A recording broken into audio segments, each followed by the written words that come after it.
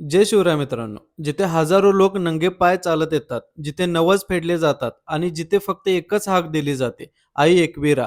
आज आपण भेट देणार आहोत महाराष्ट्रातील श्रद्धेचे शक्तिपीठ, आई एकविरा देवीचे पवित्र मंदिर. आई एकविरा देवीचे मंदिर पुणे जिल्ह्यातील लोणाळ्याजवळ कार्ला डोंगरावर बसलेलं आहे.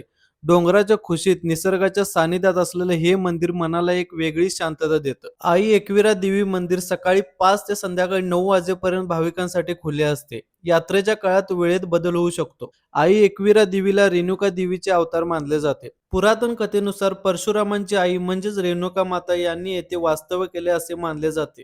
कोळी समाजाची ही कुलस्वामिनी असून पिढ्यानपिढ्या चालत असलेली श्रद्धा आजही तितकीच रूढ आहे. असं म्हणतात की आई एकविरा नवसाला पावणारी देवी आहे.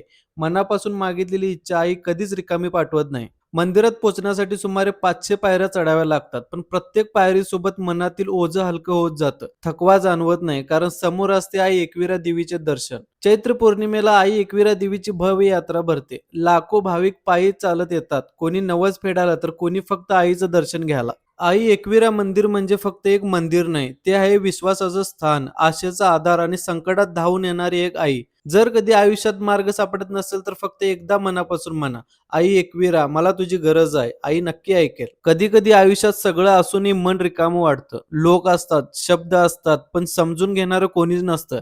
आणि अशाच वेळी हा डोंगर बोलतो, या पायऱ्या बोलतात आणि समोर उभी असते आई एकविरा. आई एकविरा देवीचं दर्शन इथेच संपतं, पण मनातली शांतता खूप वेळ टिकून राहते.